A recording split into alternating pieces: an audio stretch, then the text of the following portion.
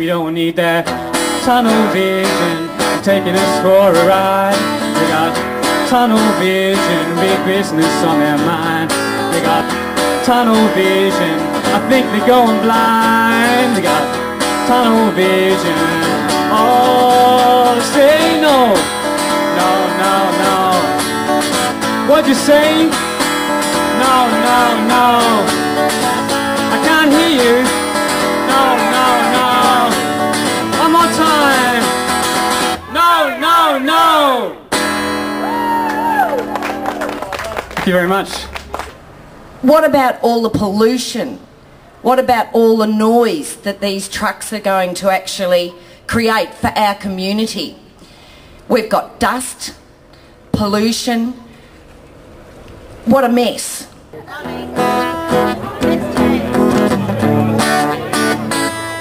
Feel free to join in.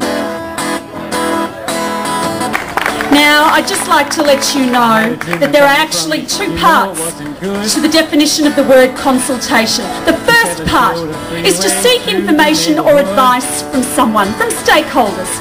And the second part of the definition is to take that advice into consideration, to actively do something with it. The state government's collective listening to our concerns has not been effective, and they certainly have not taken our concerns on board. Yet Marsha Thompson and Telmo Langwilla actually had the audacity to say that they had consulted extensively on the tunnel and freeway. Oh, sorry, I forgot. That's what the letters of acquisition were for. Telling the media that you consult extensively is not the same as actually doing it. Lynn Kosky appeared, she flashed a grin at me. She said, I'm fixing public transport, at least cosmetically.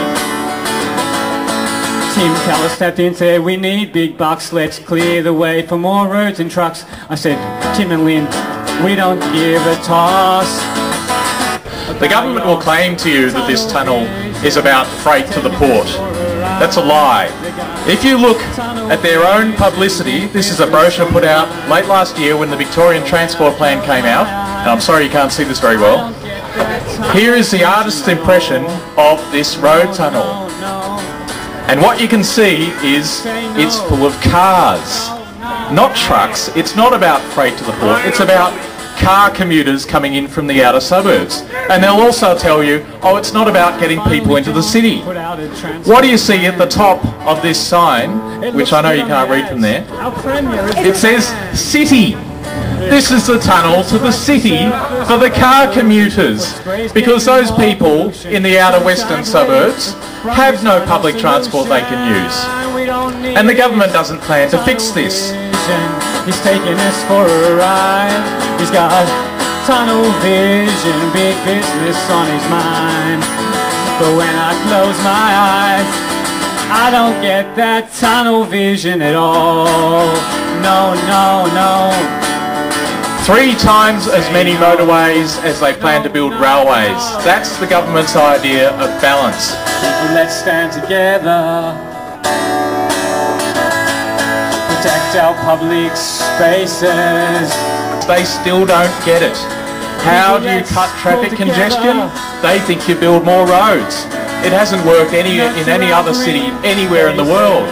I'll tell you now, Mr. Brumby, the way that you cut traffic congestion is to get people out of cars, and the way you get people out of cars is to give them a viable public transport alternative. We don't need that tunnel vision taking us for a ride.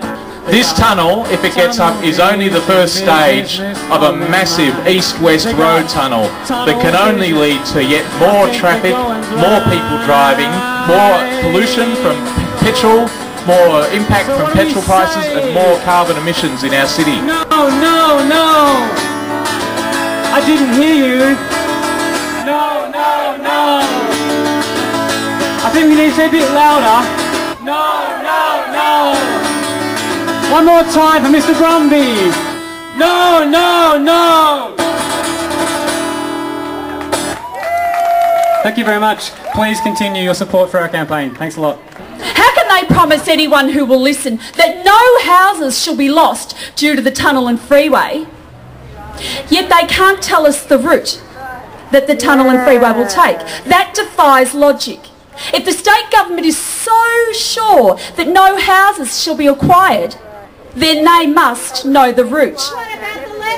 But that's common sense, isn't it? And I forgot. We're dealing with the Brumby State Government in two very safe seats. The tunnel and the freeway. That's only 2/3 of the issue at the moment. The other third is the truck route. This entails, at its very minimum, 30 households being demolished on Dempster Street. 30 families are going to be kicked out of their homes if this goes through. Why are rail options for reducing traffic and truck movements not being considered by the Linking Melbourne Authority? Why are they removed? Shouldn't they be an integral part of the planning for this? Because if we can get people off the roads, then we don't need the tunnel. Get the traffic, get the freight out of suburban areas. Give us better access to public transport. Put more trains on the Sydenham line would be a good start. Marsha and Telmo promised that the tunnel will protect the communities of Seddon and Footscray. What are they going to protect them with? Pollution and smokestacks. Neither MPs even bother to mention any such protection for West Footscray and West Sunshine. One would assume that we're simply not worth it. Well, my kids are worth it, and I think yours are too.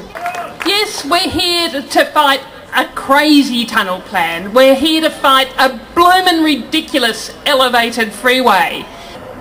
We know that we live in the best suburbs, in the best city, in the best country in the world, and we know that this tunnel and this freeway would carve a chasm through that future. In the outer suburbs, despite the pathetic, almost non-existent public transport, the rate of car kilometres is only growing at half the rate of population growth. People want a change. People know that a better future is one that's not based around living in their cars all day. Where there's good public transport, people use it. You know, even putting the environmental arguments, the social arguments aside, there just isn't enough space. Look at us all around here. What, 300 of us? If we were all on the train, we would comfortably fit into 2 train carriages. If we were all in our cars at 1.1 people per car, as is the average in peak hour, we would form a traffic jam almost 3 kilometres long. Basically, the more a city grows, the more car dependency just doesn't fit. So we've got to talk to our neighbours, we've got to get our councils to come out strongly against this plan. We have to be organised, loud and visible.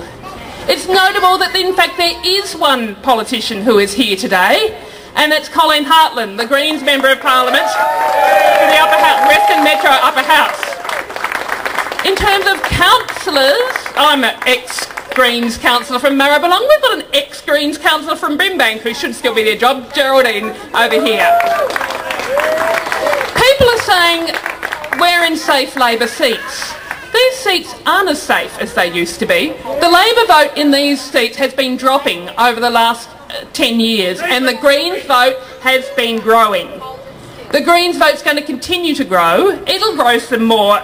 And I look forward to campaigning with you and winning, doing all of the community campaigning and with the focus very much on the state election, winning a safe and healthy and vibrant future for us all. Thank you. We invited the Premier. We invited Marsha Thompson, our elected representative in Parliament. We invited Telmo Languilla. We invited Tim Pallas. We invited all the administrators and all the councillors. Where are they? And where the bloody hell are they? Thanks, Colleen, for turning up. We appreciate your support. We demand real improvements to public transport, real improvements in rail freight options, access to all state government transport planning information, and local state government representatives who will fight for their residents. All those in favour say aye. I'm sorry, I didn't hear you. All those in favour say aye. And I want to hear it one more time for Telmo and for Marsha. All those in favour say aye. Thank you so so much for your attendance. Thank you for your support. Please keep in touch. We love you all.